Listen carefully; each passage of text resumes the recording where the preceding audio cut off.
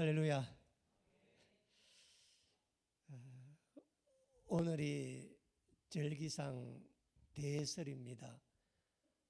큰 눈이 온다는 대설이고 진짜 본격적인 추위가 시작되는 절기이기도 합니다. 이 대설절기 다음 절기가 동지입니다. 그래서 1년 중 이맘때가 밤이 가장 길 때입니다. 힘들고 어둡고 지친 밤이 가장 길 때가 이맘때입니다. 지금부터 동지까지 가는 이 길이 정말 밤이 길어지는 때거든요. 그런데 예수님께서는 이 동지 끝에 어두움이 끝이 나고 빛이 새로 일어나는 이 동지 끝에 우리 가운데 오셨습니다. 빛이 아무리 어둡고 캄캄하고 절망적이었지만 이 예수님 오시는 길을 예비했던 사람들이 있었습니다. 그래서 대림절인 겁니다. 오늘부터 성탄절까지 한 주간에 우리 한 사람씩 이 대림절을 준비했던 사람들이 어떻게 준비했는가 함께 한번 나누어 보려고 합니다. 매년마다 거의 똑같은 내용의 설교지만 이맘때가 아니면 또 할 수도 없는 설교가 대림절 설교거든요. 그래서 귀담아 들으시고 이 밤이 깊고 어두운 이때에 어떻게 주님 앞에 설 것인가 함께 기도하며 주님께 나아가는 시간 되기를 축원합니다. 이 대림절을 준비했던 사람은 마태복음, 누가복음을 보면은 전부 네 부류의 4명의 사람이 있었습니다. 마리아와 요셉이 있었고 오늘 우리가 보려고 하는 동방박사가 있고 누가복음에 보면은 들판에 양을 치던 목자들이 있었습니다.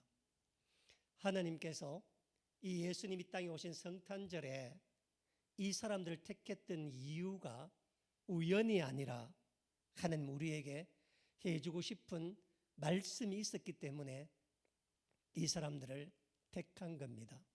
그 중에 오늘은 동방박사에 대한 얘기를 한번 여러분과 함께 한번 나누려고 합니다.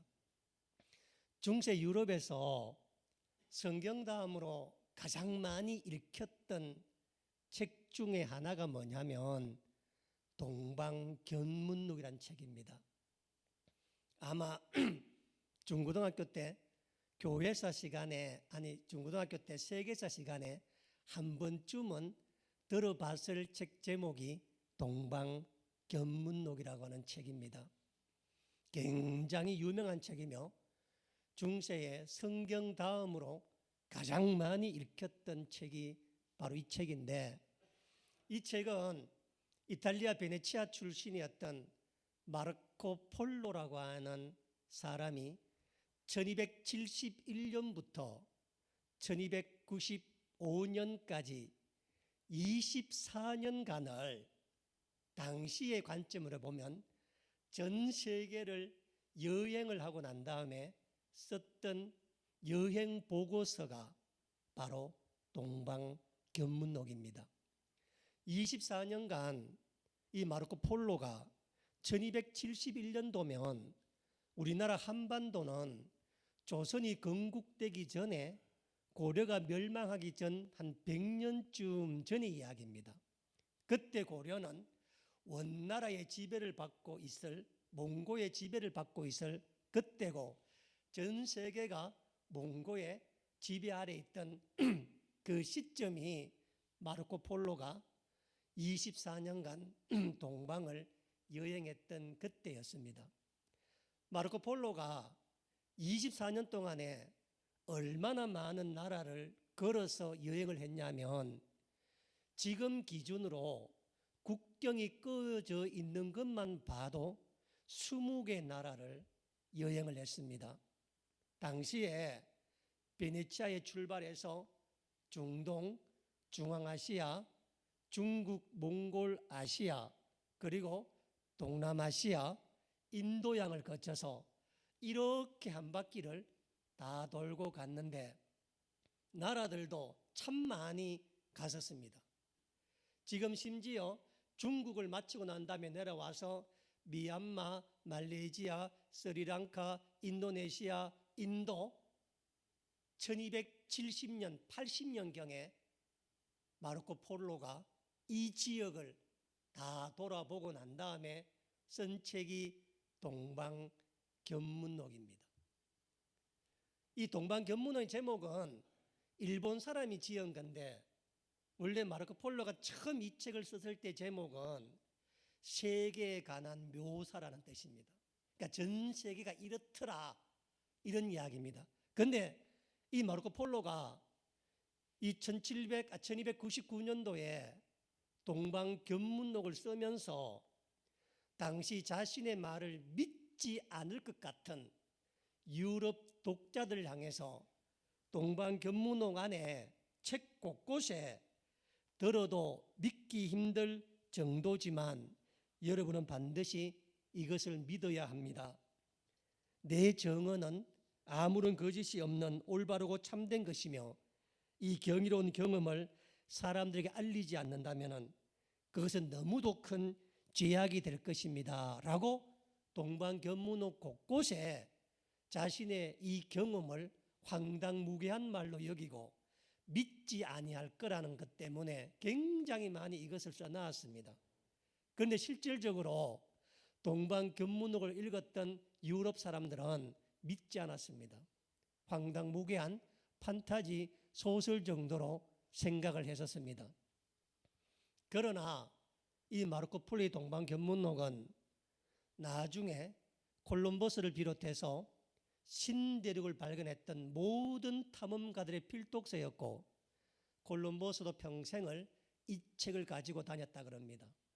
그리고 나서 세월 지나서 이 많은 탐험가들에 의해서 정말 동방견문록대로 갔느냐 실제로 있느냐 가서 그대로 갔더니 마르코 폴로의 동방견문록 내용이 사실임이 전부 다 드러나서 당대보다 그 지금 우리 세대에 더 큰 평가를 받는 게 동방견문록입니다.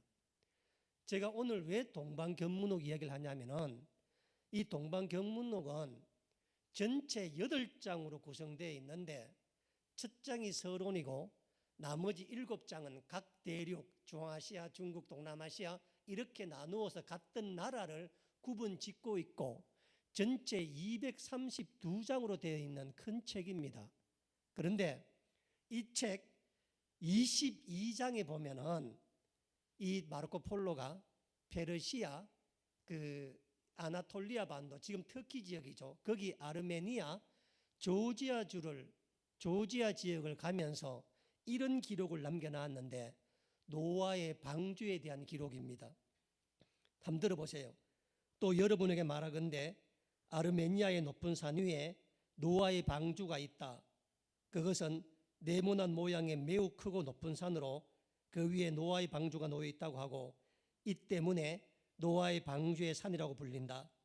그 산이 얼마나 깊고 큰지 이틀에 다 돌 수가 없고 산 꼭대기에는 항상 엄청난 양의 눈이 쌓여 있어 아무도 그 꼭대기로 올라갈 수 없으며 눈이 전부 녹아내리는 법이 없다고 한다. 당시 유럽 사람들은 노아의 방주에 이 아라랏산이 어디 있는지는 몰랐었습니다. 그런데 마르코 폴로가 아르메니아 지역, 터키와 이란과 국경 지역을 여행하다가 그 지역 사람들로부터 저 산이 노아의 방주의 산이다 라는 말을 듣고 그 산을 묘사해서 기록해 놓았는데 이 기록한 이 아라랏산의 이 모습이 지금도 동일합니다. 지금도 아라랏산은 만년설이고 컵을 반대로 엎은 것처럼 위에가 네모가 되어 있는 그 산입니다. 1200년경에 마르코 폴로가 그 지역을 다니면서 전설로만 내려오던 아라랏산의 실제를 이분이 그때 가본 겁니다. 그런데 더 놀라운 것은 뭐냐면 이 마르코 폴로의 동방견문록에 흥미롭게도 동방박사에 대한 얘기가 나온다는 것입니다. 한번 들어보시기 바랍니다. 이 마르코 폴로가 페르시아, 지금 이란이죠, 그렇죠? 이곳에 갔을 때 이야기입니다. 페르시아 사바라는 곳에서 동방박사들이 묻혀 있는 무덤을 보았는데, 사바는 예수를 경배하러 온 3명의 동방박사가 출발한 곳이다. 이 도시에는 3명의 동방박사가 묻혀 있는 매우 크고 아름다운 무덤이 3개 있는데, 그들의 유해는 아직 온전하여 머리카락과 수염도 그대로 있다. 발타자르, 가스파르, 멜키오르라 이름의 이 박사들은 그 지방의 왕이기도 했는데, 그들은 갓 태어난 한 예언자를 경배하고 황금과 유황과 모략을 선물하기로 했다. 그들은 만일 아이가 황금을 받으면 지상의 왕이고, 유황을 받으면 하늘의 신이며, 모략을 받으면 지우자일 거라 생각했다. 지금 마르코 폴로 이 말은 그 동네 사람 전해 들은 얘기를 지금 하는 겁니다. 마르코 폴로 이야기, 그 가보니 그런 이야기 있다는 겁니다. 생각했다. 아이가 태어난 곳에 찾아가서 그들 가운데 가장 나이 어린 사람이 홀로 아이를 보러 들어가니, 그의 나이와 생김새가 자기와 닮았다는 것을 발견하고는 무척 놀라 밖으로 나왔다. 그 뒤 중간 나이였던 두 번째 사람이 들어가 보니 역시 나이와 생김새가 자기와 닮았다는 것을 발견했다. 마지막으로 가장 나이 많은 사람이 들어갔을 때에도 역시 다른 두 사람과 똑같은 일을 경험하고는 생각에 잠겨 밖으로 나왔다. 3사람은 함께 모여 자기들이 본 것에 대해 서로 이야기를 주고받았다. 크게 놀란 3사람이 다 같이 들어가자 비로소 아이는 생후 10살밖에 되지 않는 본래의 모습으로 돌아왔다. 그들은 아기 예수에게 황금과 유황과 모략을 바쳤다. 아이는 3사람 모두를 맞이하고 선물을 받은 다음 그들에게 봉함된 상자 하나를 주었다. 3사람이 자기 나라를 향해 돌아가다가 아이가 준 것이 무엇인지 보고 싶어서 상자를 열어보았더니 돌멩이 하나만 있었다. 그들은 예수가 3가지 선물을 모두 받는 것을 보고 예수가 지상의 왕이요 하늘의 신이요 온 땅의 지우자라 생각했는데, 예수는 그런 믿음이 돌처럼 굳게 변함없어야 한다는 의미로 돌을 준 것이다. 그러나 3사람은 그 의미를 깨닫지 못하고 돌멩이를 우물에 던졌다. 그러자 거대한 불기둥이 우물구멍을 통해 하늘로 치솟았다. 그때 가서야 그들은 이 돌이 큰 의미와 효용을 갖고 있음을 깨닫고는 그 불을 채취하여 자기 나라로 가서 교회에 안치했다. 이게 마르코 폴로의 동방견문록에 나오는 동방박사에 대한 이야기입니다. 마르코 폴로가 페르시아 시바라는 곳을 갔을 때 그곳에서 사람들한테 여기가 바로 동방박사의 고향이며, 이 무덤이 동방박사의 무덤이며, 이 교회가 동방박사들이 만든 교회다라는 것을 듣고 깜짝 놀라서 여기다가 동방견문록에다가 기록해 놓은 겁니다. 사람들은 그때 아무도 몰랐었습니다. 실제로 그런 데가 있는지 없는지. 그 뒤 많은 탐험가를 통해서 밝혀졌는데, 하나만 말씀드리면은 2006년 4월 달에 CBS 기독교 방송 탐사팀이 이 동방박사를 찾아서 이 사바라는 지역을 갔었습니다. 가서 그때 그 CBS 노컷 뉴스에 기사 제목이 뭐냐면은 이슬람 국가 이란에 기독교 성지가 있다니, 이런 제목이었었습니다. 지금은 그 이름이 우름이라고 이름이 바뀌어져 있대요. 우르가 갈대아 우르, 같은 우르입니다. 도시를 뜻하는 것이고 미는 물이란 뜻이랍니다. 그래서 지금도 그곳에 가보면은 지금도 그 이란에서 가장 기독교인들이 많이 살고 있고 교회가 번성하고 있는 것이 동방박사가 출발한 지역이었다고 이야기합니다. 왜냐하면 7세기 이전까지는 7세기 이후에 이슬람이 일어서서 11세기 아라비아 반도 전체를 점령하거든요. 그 점령 이전에 세워져 있던 교회나 신앙들, 믿는 것들을 이슬람 사람들은 동방박사 자기와 같은 민족들이잖아요, 그렇죠? 그래서 그것을 헐지 아니하고 방해하지 놔두어서 지금도 이란 우르미 그 사바 지역에 가면은 그 이란이라는 게 얼마나 근본적인 원리적 이슬람 국가입니까? 거기에 엄청난 기독교 성지가 여전히 있다 그래서 마르코 폴로가 보았던 그 말이 사실이다라고 하는 것이 증명되기도 했었습니다. 자, 지금부터가 제가 중요하면 잘 보세요. 이 동방박사가 왜 중요하냐면 영적으로, 신학적으로, 그리고 신앙적으로 중요한 세 가지 이유가 있습니다.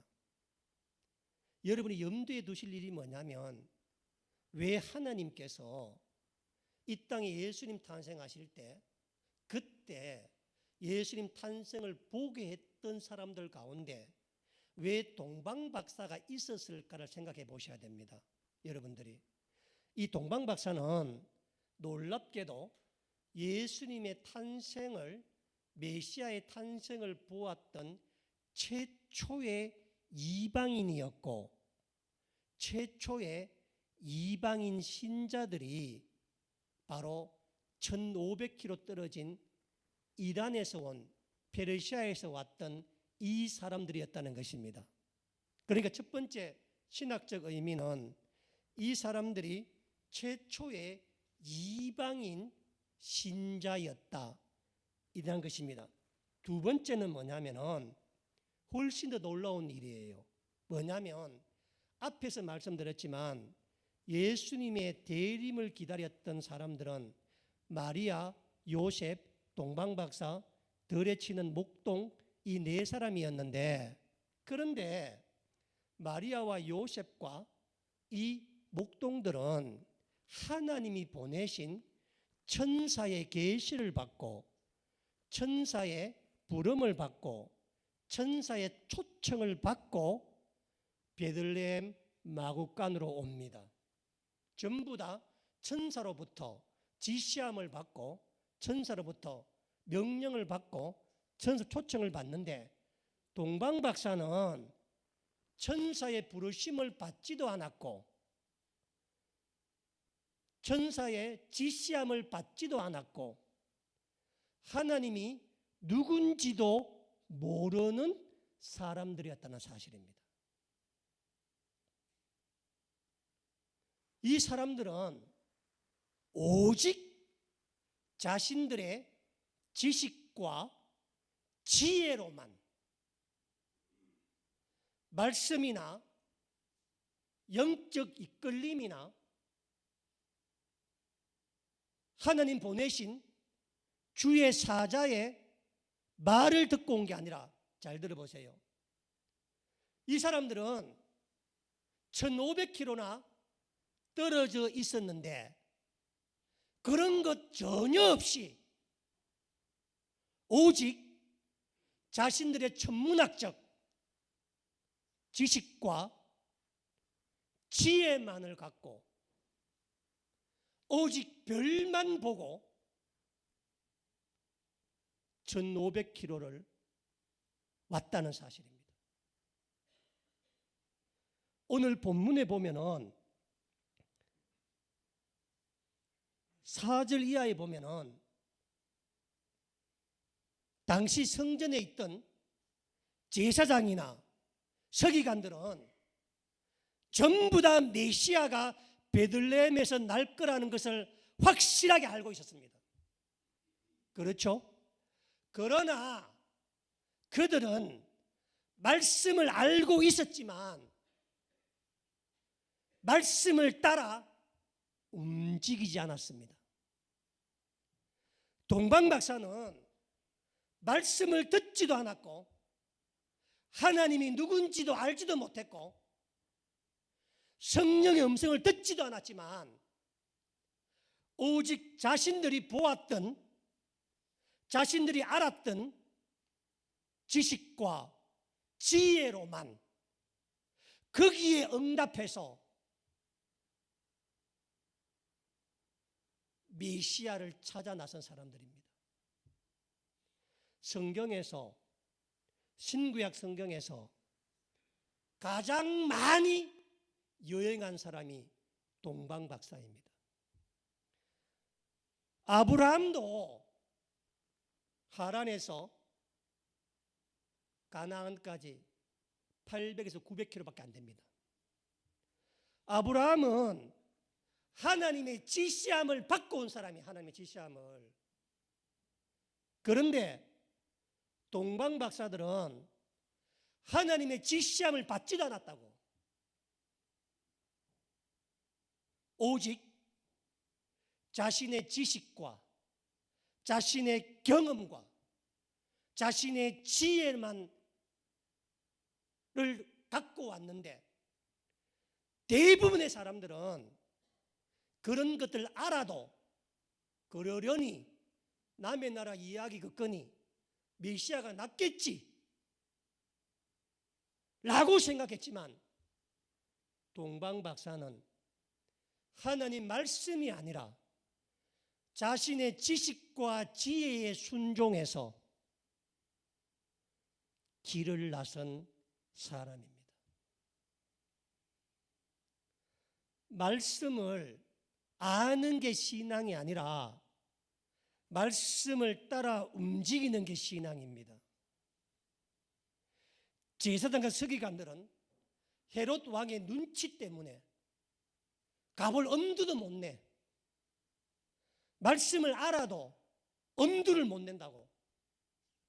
그런데 동방 박사는 말씀이 없는데도 자기 지식과 지혜로 살아가는데, 그것을 확인하기 위해서 무려 1500km나 옵니다. 여러분, 밤에 별만 보고 왔기 때문에 밤에만 걸을 수 있어. 낮엔 못 걸어. 그리고 길을 따라온 게 아니라 별을 따라왔기 때문에, 그때 그 페르시아에서 예루살렘까지 길이 어디 있어? 어디로 가는지도 몰라. 별만 따라오다 보니까 그게 계곡이든 산이든 광야든 그냥 가야 돼. 동방 박사들은 자기뿐만 아니라 자기 함께한 모든 일행에 목숨이 걸린 일이라.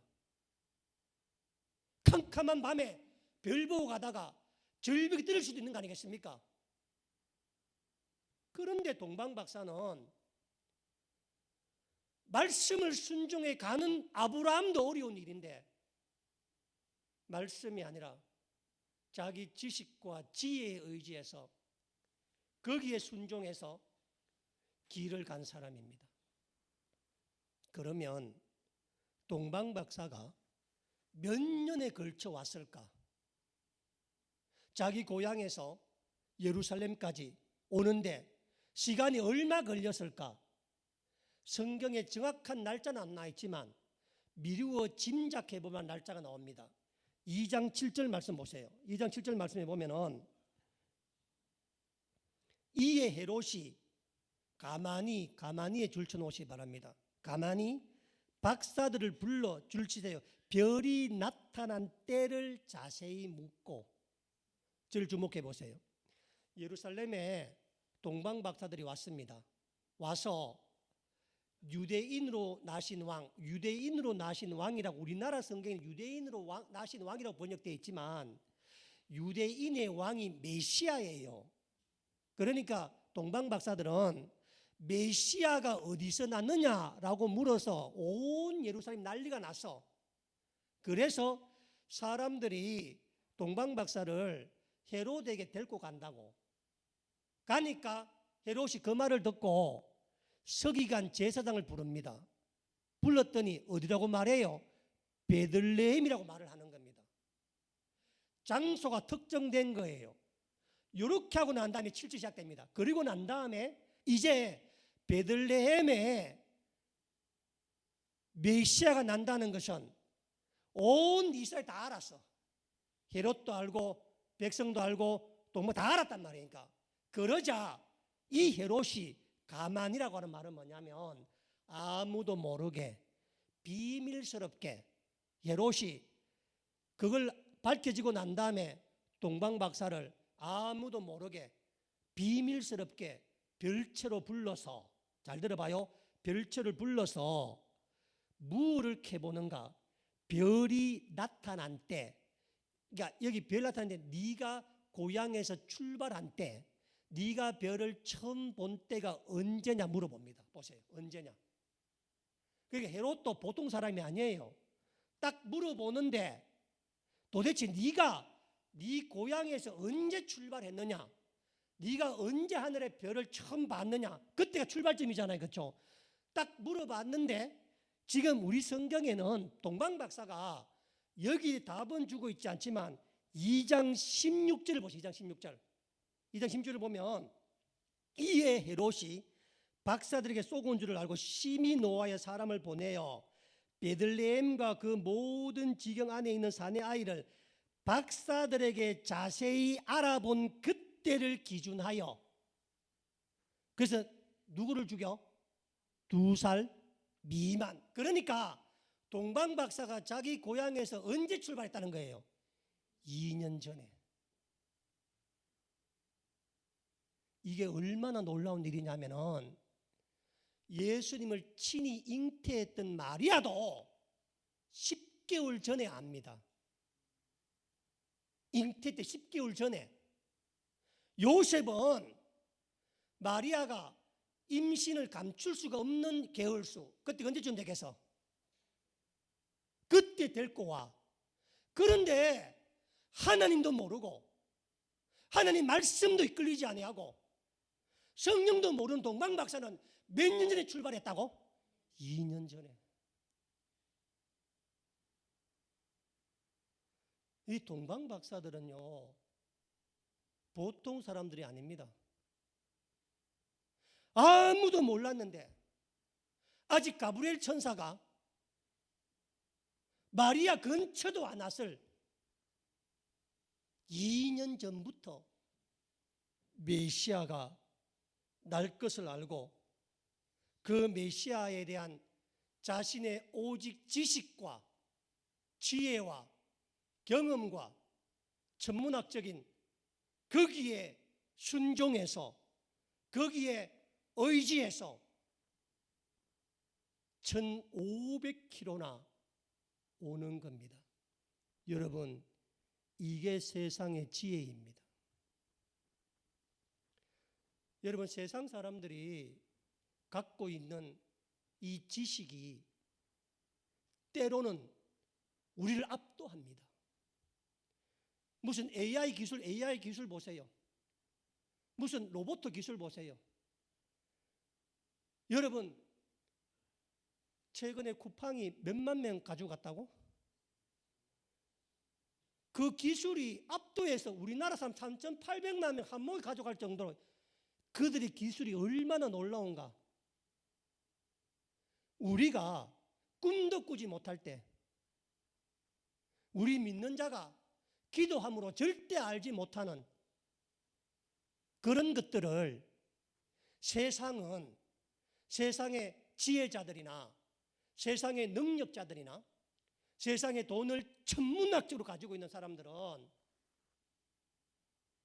이미 몇 년 뒤에 세상이 우회될지, 뭐가 돈이 될지, 어디에 가야 자신들이 안전할지, 그들의 지식과 지혜만으로도 마리아와 요셉을 압도하고도 남는 능력을 가진 자가 이들이라. 세상을 절대 우습게 봐서는 안 됩니다. 세상에 가지고 있는 사람들의 지식과 능력을 우습게 봐서는 안 됩니다. 지금도 놀라운 기술로 온 인류를 다 멸망시키고도 남을, 최근에 본 기사 그렇더군요. 앞으로 로봇가 나와서 로봇가 사람 행실하고 사람은 로봇 눈에 볼 때 동물원에 들어가는 그런 점 될 거라고 이야기합니다. 웃기지 않습니까? 그런 걸 예상하고도 뭐 해요? 계속 로봇을 만들어 자꾸. 이미 수많은 만화에서 수많은 드라마에서 영적으로 경고하잖아. 로봇 만들면 결국은 로봇에 뭐가 된다고? 종이 될 거라고. 왜? 사람은 유한하지만 로봇은 영원히 살잖아. 태양만 떠 있으면 산대잖아. 전기 때문에. 그걸 알고도 꾸역꾸역 만들어. 뭐 때문인지는 몰라.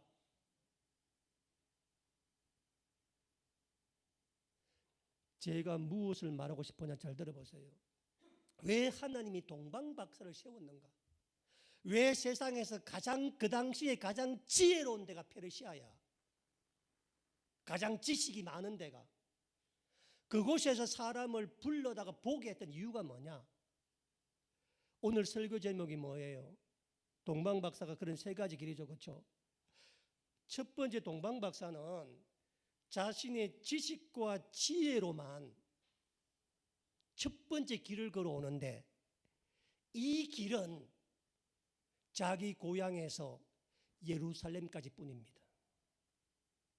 세상의 지식이 아무리 대단해도, 세상의 지식이 하늘을 덮을 만한 능력이 있어도, 별만 보고도 1500km 걸어와서 예루살렘에 몇 시간 날 거 안다 할지라도 그 지식은 예루살렘까지 뿐입니다. 예루살렘에서 자기 지식을 갖고 왔는데, 유대인의 왕으로 난 네가 어디 있어? 물었을 때 예루살렘의 유대인의 왕으로 난 네가 있어요, 없어요? 없어요. 어디서 난다고? 베들레헴에서. 이 베들레헴은 반드시 영적인 일을 하는 제사장, 서기관들의 말을 듣지 아니하면은 동방박사의 지식과 지혜로는 절대 접근할 수 없는 길이라. 여러분이 세상 살아가면서 내 능력, 내 지식 다 살 것 같죠? 그렇죠? 내 힘으로 세상 살 것 같지? 여러분 인생의 99.9%를 여러분 능력과 지혜와 지식으로 살아갈 수 있지만 어디는 못 가? 베들레헴은 못 가. 메시아가 태어난 곳은 예루살렘이에요, 베들레헴이에요? 베들레헴입니다. 베들레헴. 이 베들레헴과 예루살렘의 거리가 8km야. 8km. 1500km의 길은 아는데 뭐는 몰라? 8km의 길은 몰라. 이게 하나님이 우리 가운데 숨겨둔 영적인 길입니다. 말씀의 길이라. 베들레헴에 태어난다는 것은 하나님이 말씀하셨기 때문에 그건 거야. 하나님 말씀이 아니고는 알 수 없는 길이 우리 인생에 있는 겁니다. 왜 동방박사 세웠는가? 왜 그를 태웠는가? 그들의 지식과 지혜가 얼마나 대단한지를 보라. 그렇지만 그 지식과 지혜의 한계가 뭐냐 보라는 겁니다. 여러분 8km면 보세요. 8km면 성인 남자가 시험시험 2시간만 가면 가는 거리라. 2시간만. 자 보세요. 그런데 요즘 90세 산다 그래요. 90세 사람들이. 그렇죠? 90세 살아가는데 하루가 몇 시간이에요? 24시간. 한 달이 몇 시간이에요? 720시간. 1년이 몇 시간이에요? 78,760시간입니다. 90년 살면 여러분들이 788,400시간 사는 거라. 몇 시간? 788,400시간. 이 시간에 비하여 2시간은 몇 프로인지 아세요? 0.0이 6개 있어야 돼. 0.0000002%야. 하나님은 0.0000002% 속에 말씀이 있어. 여러분도 우리 인생 대부분 내 힘으로 살아. 내 지식으로 살아. 내 직장에 내가 다 다니잖아. 전부 다. 그러나 8km 베들레헴은 어떤 경우에도 여러분은 못 찾습니다. 왜? 지식과 지혜로 오는 게 아니라 하나님 말씀으로 오기 때문에 그렇습니다. 그래서 한번 보세요. 그래서 9절 보세요. 9절에 박사들이 왕의 말을 듣고, 왕의 말이 뭐예요? 베들레헴이다. 말을 듣고 갈새 동방에서 보던 그 별이 문득 앞서 인도하였더라. 예루살렘의 자기 고향 사바에서 우르미에서 예루살렘까지 인도했던 그 별은 자신들의 지혜와 지식으로 인도했던 별이었다면, 예루살렘에서 베들레헴까지 그 8km의 그 별은 하나님이 인도하시는 그 별, 그 길이다. 그래서 내가 내 인생을 99.99% 내가 내 인생을 살아도 반드시 살아가면서 누군가의 길에 도움받아야 돼. 내 몸에 질병 걸리면 내가 날고 기는 재주가 있어도 병원을 가야 돼. 내가 날고 기는 재주가 있어도 송사에 걸리면 변호사를 찾아가야 돼. 내가 날고 기는 재주가 있어도 내 같은 자동차 고장 나면 카센터를 가야 돼. 내가 아무리 끌어안고 앉아있고 내가 아무리 해도 안 됩니다. 왜냐하면 세상의 지식은 항상 부족하기 때문에 그렇습니다. 그래서 영적인 문제, 인생의 문제, 나의 삶의 문제가 무엇일까? 라고 물을 때는 하나님 말씀을 아는 목회자를 찾아가서 그 목회자에게 길을 들어야 하는 겁니다. 여러분의 재주와 능력으로는 절대로 1500km를 걸어와도 8km를 걸어가지 못합니다. 그런데 그것도 내 힘으로 살겠다고 가는 사람이 얼마나 많아. 세상 모든 사람이라 전부 다 99.9%를 자기 인생을 살아가다 보니까 자기가 다 사는 걸 느끼는 거라. 중요한 것은 뭐냐면 예루살렘에서 베들레헴까지는 인간의 지식과 지혜로는 갈 수 없는 길이라는 겁니다. 이게 동방박사가 두 번째 그런 길입니다. 예루살렘에서 베들레헴까지는 주의 종들의 말을 듣고 걸어온 길입니다. 마지막 세 번째 길이 뭐냐? 12절.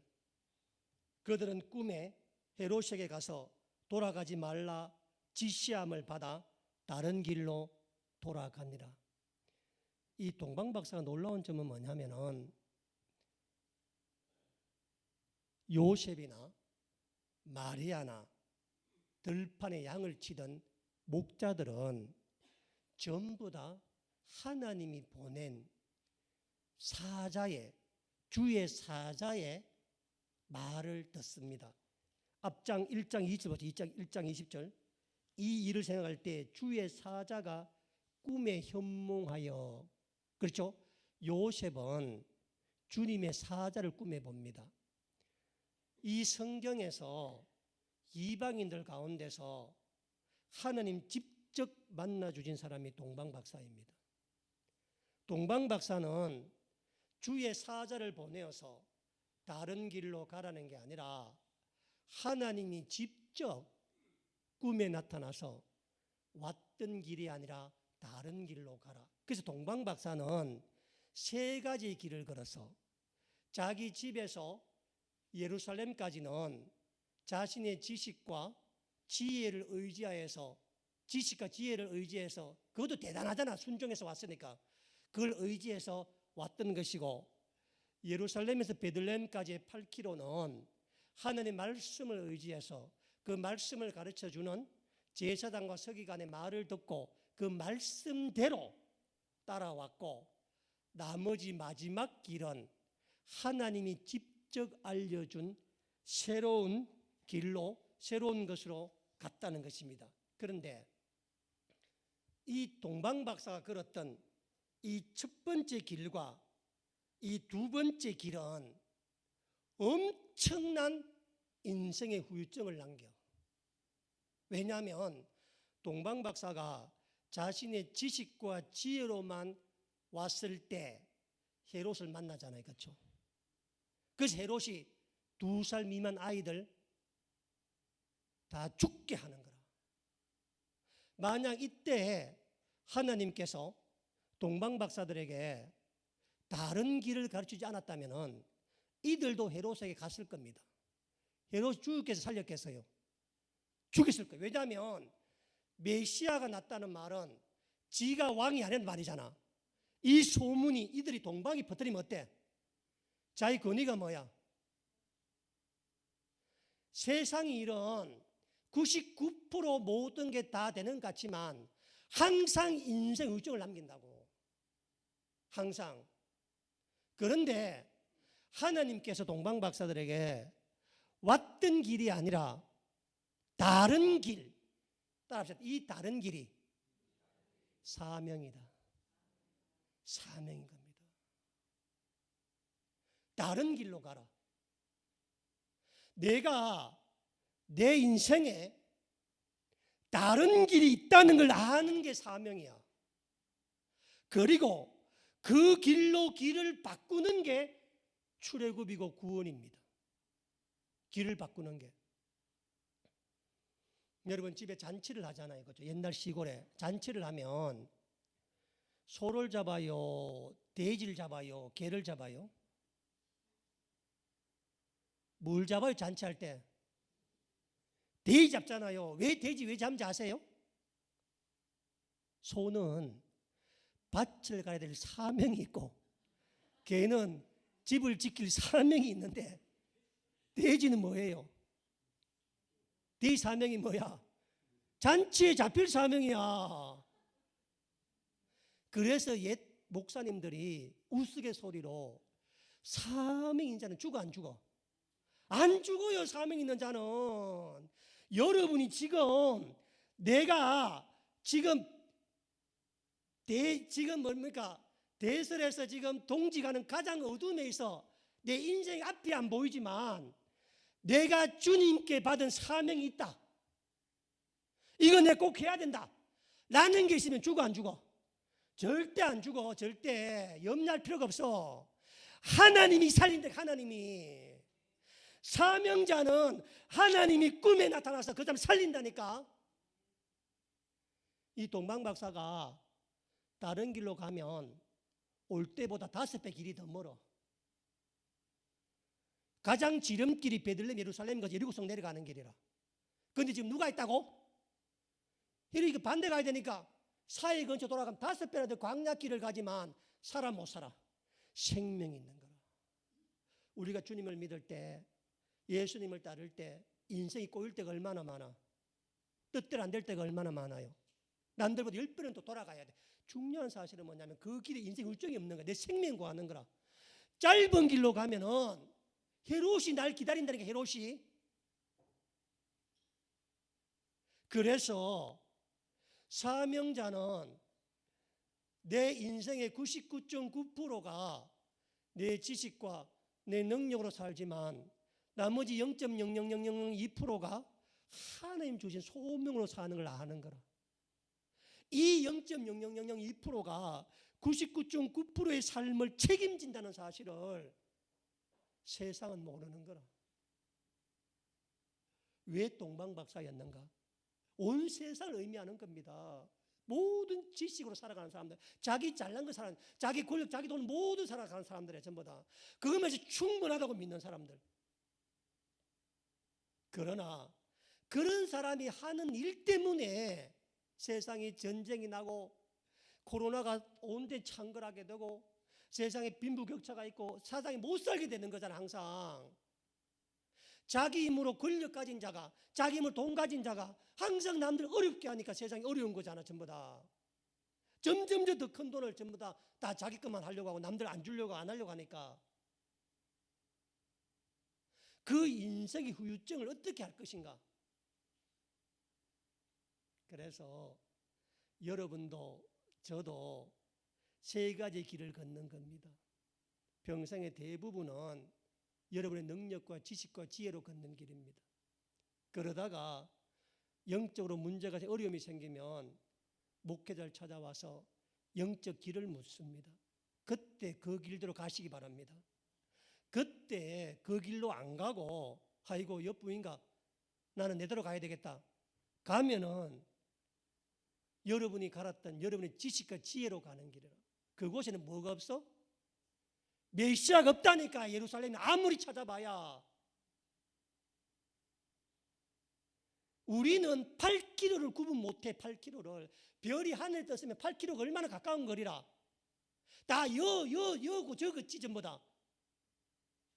별이 여기 떠 있으면 저 별이 여기 갖춘지 여기 안 갖춘지 어떻게 알아? 비추는지. 중요한 사실은 말씀을 보고 그 별이 어디 갖추는지를 들어야 되는 겁니다. 들으면 그 말대로 가면 하나님께 여러분을 사명자로 만드시고 하나님께서 만나셔서 그때 그 길이 아무리 힘들고 돌아가는 게 어려운 길이고 아무리 지치는 길이라도 그 길은 여러분 생명을 보존하는 길이고 그 길은 영적 후유증이 없는 생명의 길이라고 하는 것을 대림절 첫 번째 그 준비했던 동방 박사들이 준비를 한 겁니다. 2년 전부터. 이 얼마나 놀라운 일들입니까? 그래서 하나님께서는 이들을 다른 길로 가라. 그래서 오늘 이후로는 여러분의 다른 길이 있어야 돼. 사명의 길. 주님, 내가 이것만은 내가 하겠습니다.